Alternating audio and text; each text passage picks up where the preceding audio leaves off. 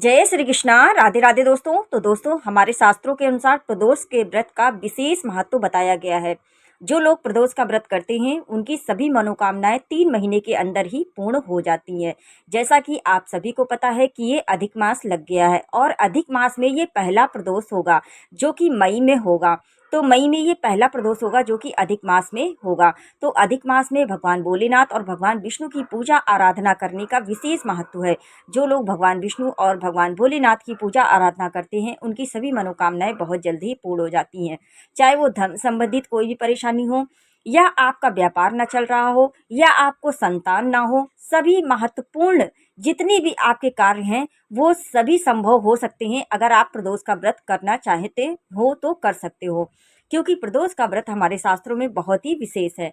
प्रदोष का व्रत करने वाला कभी भी सभी सांसारिक सुखों से प्राप्त हो जाता है और उसको कभी भी कोई भी दुख की प्राप्ति नहीं होती है। दुख तो आना जाना ही लगा रहता है, लेकिन अगर सभी सुख भोगना चाहते हो तो प्रदोष का व्रत बहुत ही विशेष महत्व बताया गया है प्रदोष के व्रत का। तो जो लोग प्रदोष का व्रत करना चाहते हैं वो कर सकते हैं। व्यापार नहीं चल रहा हो या कैसी भी परेशानी हो, सभी प्रदोष के व्रत से समाप्त हो जाती हैं। प्रदोष के व्रत में बेलपत्र का विशेष महत्व है। प्रदोष की पूजा में प्रदोष काल के समय मतलब शाम के समय पूजा करने का विशेष महत्व है। जिस दिन त्रयोदशी तिथि लगेगी उस दिन शाम की पूजा का विशेष महत्व बताया गया है। तो दोस्तों, अब जान लेते हैं कि त्रयोदशी तिथि कब प्रारंभ होगी और कब समाप्त होगी। प्रदोष का व्रत करना हमें किस दिन शुभ रहेगा और प्रदोष का व्रत जो लोग नहीं करते हैं वो क्या करने से उनको संपूर्ण फल की प्राप्ति हो जाएगी दोस्तों। और यहाँ पर एक छोटी सी रिक्वेस्ट करेंगे दोस्तों, अगर आप चैनल पर पहली बार आए हैं, अभी तक आपने चैनल को सब्सक्राइब नहीं किया है, तो आप सभी से एक छोटी सी रिक्वेस्ट है दोस्तों, चैनल को जरूर से जरूर सब्सक्राइब कर लीजिएगा। और दोस्तों, मेरा वीडियो थोड़ा भी पसंद आए तो प्लीज़ एक लाइक मार के जाइएगा, क्योंकि आपके एक लाइक और एक सब्सक्राइब से हमें बहुत ही अधिक हिम्मत और प्रेरणा मिलती है दोस्तों। और कमेंट में हर हर महादेव लिखना बिल्कुल मत भूलना दोस्तों। अब जान लेते हैं दोस्तों कि त्रयोदशी तिथि कब प्रारंभ होगी और कब समाप्त होगी।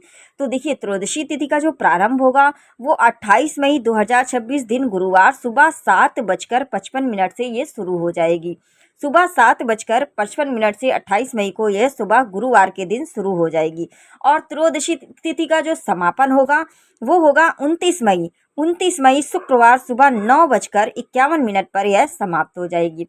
तो ऐसे में सुबह 9:51 पर ये समाप्त हो जाएगी। और लेकिन त्रयोदशी तिथि की जो पूजा होती है प्रदोष काल के समय होती है, मतलब प्रदोष के समय जो लोग पूजा आराधना करते हैं उनकी सभी मनोकामनाएं पूर्ण हो जाती है। 13 तिथि इतनी प्रभावित है शाम की पूजा के लिए कि आप शाम की पूजा करने का विशेष महत्व है।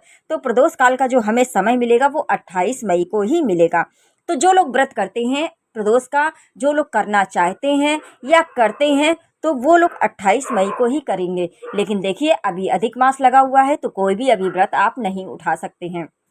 अधिक मास में कोई भी अभी नया व्रत नहीं उठा सकते हैं। और जैसा कि मैंने पहले भी वीडियो में बताया है कि कभी भी आपको प्रदोष का व्रत उठाना हो तो हमेशा शनिवार से उठाना, ताकि आपकी मनोकामना बहुत जल्दी से ही पूर्ण हो जाए। तो दोस्तों, जो लोग प्रदोष का व्रत करते हैं वो 28 मई दिन गुरुवार को ही प्रदोष का व्रत करेंगे। ऐसे में आपको क्या करना है, देखिए, जो सुबह आप पूजा आराधना करते हैं, अगर घर पर करते हैं तो भी ठीक है और मंदिर में जाते हैं तो भी ठीक है। तो 1 लोटा जल आपको लेकर जाना है मंदिर और भगवान भोलेनाथ का अभिषेक करना है, बेलपत्र चढ़ाना है, काला तिल, चावल जो भी है आपके पास, जो जो भी श्रद्धा हो, और कुछ मीठा भोग जरूर लगाना है। अगर आपके ऊपर कर्ज है तो गुड़ के पानी से अभिषेक करने से आपका कर्ज बहुत जल्दी समाप्त हो जाता है।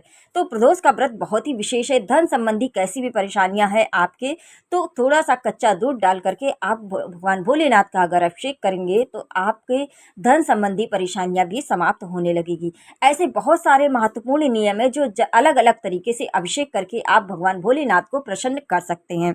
तो भगवान भोलेनाथ को प्रदोष के दिन सबसे महत्वपूर्ण चीज़ है वो है बेलपत्र। तो प्रदोष के समय अगर जो कोई भी एक बेलपत्र चढ़ाता है और एक दीपक लगाता है, उसकी सभी मनोकामनाएं बहुत जल्द ही पूर्ण हो जाती है। तो प्रदोष काल की जो पूजा का समय होगा वो होगा शाम 7:14 से रात 9:15 तक रहेगा। तो ये है शुभ मुहूर्त जिसमें आपको पूजा आराधना करनी है शाम की, मतलब प्रदोष काल की पूजा। तो प्रदोष काल का समय 7:14 से 9:15 तक रहेगा। इसी में ही आपको शुभ मुहूर्त है, तो इसी में ही आपको पूजा आराधना करनी है भगवान भोलेनाथ की। शाम को भी सुबह आप मंदिर गए हैं, भगवान भोलेनाथ का अभिषेक किया है, पूजा आराधना किया है तो भी ठीक है। लेकिन शाम को प्रदोष का जो त्रयोदशी तिथि है, जो श्रेष्ठ है, वो है शाम की पूजा का, मतलब प्रदोष काल के समय की पूजा का। तो आपने सुबह मंदिर गए हैं तो भी ठीक है, नहीं गए हैं तो भी ठीक है, लेकिन शाम को मंदिर जाना बहुत ही अनिवार्य रहता है। जो लोग व्रत करते हैं, अन्यथा नहीं भी करते हैं, उनको सभी सुखों से प्राप्ति होती है, सभी सुख भोगना चाहते हैं, तो प्रदोष काल में, प्रदोष के दिन शाम को मंदिर जाना बिल्कुल मत भूलें भोलेनाथ के। तो शाम को आपको एक दीपक जरूर से जरूर लगाना है भगवान भोलेनाथ के मंदिर में जाकर के, जहाँ उनका शिवलिंग हो। जो मंदिर आपके घर के आसपास हो, जरूरी नहीं है कि आप बहुत दूर ही जाएं, जो घर के आसपास में हो उस मंदिर में जाइए और भगवान भोलेनाथ का अभिषेक करके। और याद रखिए, प्रदोष काल के समय भगवान भोलेनाथ का पूरा श्रृंगार होता है। अगर माता गौरी हैं तो उनको आप गठबंधन भी कर सकते हैं, और आप भोग भी लगाइए, जल भी अर्पित कर सकते हैं। और आप जितना हो सके भगवान भोलेनाथ का श्रृंगार करिए, श्रृंगार करके माता गौरी का श्रृंगार करिए और प्रदोष काल के समय करिए। तो और एक दीपक बिल्कुल भी लगाना मत भूलिए। और जो भी आपके पास भोग है, जो भी आप भोग लेकर गए हैं, उस भोग को लगाइए और भगवान भोलेनाथ से अपनी मनोकामना की पूर्ति के लिए जो भी आप कहेंगे, वो सभी मनोकामनाएं आपकी बहुत जल्द ही, मतलब 3 महीने के अंदर ही पूर्ण हो जाएगी। तो इसलिए 13 स्थिति बहुत ही श्रेष्ठ है। और 13 तिथि, जैसे कि हम लोग सभी जानते हैं धनतेरस, ठीक है। तो धनतेरस तिथि मतलब बहुत ही विशेष बताई गई है।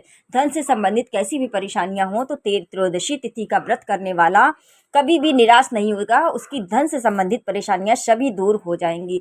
तो त्रयोदशी तिथि का बहुत ही विशेष महत्व है। आप जितनी भगवान भोलेनाथ की पूजा आराधना करेंगे, उतना ही आपको उसका श्रेष्ठ फल, मतलब 1000 गुना फल आपको बढ़कर मिलेगा।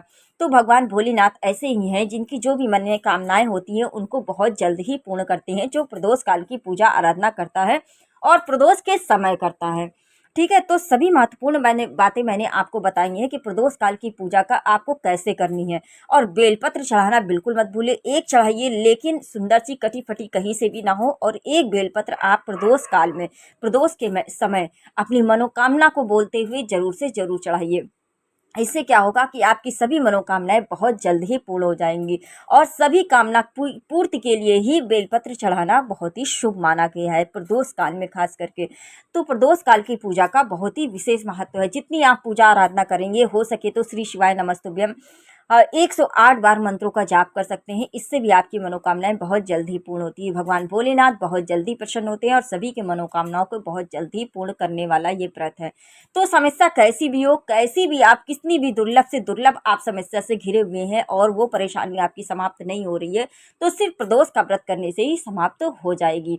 तो आपको परेशान होने की बिल्कुल भी जरूरत नहीं है। लेकिन अभी आप प्रदोष का व्रत नया नहीं उठा सकते हैं और ये अधिक मास में पहला व्रत होगा, तो अभी आप प्रदोष का व्रत नहीं उठा सकते हैं। लेकिन जब भी उठाइए, शनिवार से उठाइएगा, ताकि आपको संपूर्ण फल की प्राप्ति मिल सके प्रदोष के व्रत का, और बहुत जल्दी आपकी मनोकामना पूर्ण हो जाएगी। तो दोस्तों, मेरा वीडियो कैसा लगा कमेंट करके जरूर बताइएगा। और हाँ दोस्तों, चैनल पर पहली बार आए हैं, अभी तक आपने चैनल को सब्सक्राइब नहीं किया है, तो आप सभी से एक छोटी सी रिक्वेस्ट है दोस्तों, चैनल को जरूर से जरूर सब्सक्राइब कर लीजिएगा। और हाँ दोस्तों, मेरा वीडियो थोड़ा भी पसंद आया हो तो एक लाइक मार के जाइएगा और कमेंट में हर हर महादेव लिखना बिल्कुल मत भूलना दोस्तों। साथ में बेल आइकन को प्रेस करके रखिए, ताकि मेरी वीडियोज की नोटिफिकेशन सबसे पहले आपके पास पहुंचे दोस्तों। चलिए दोस्तों, मिलते हैं नेक्स्ट वीडियो में। हर हर महादेव।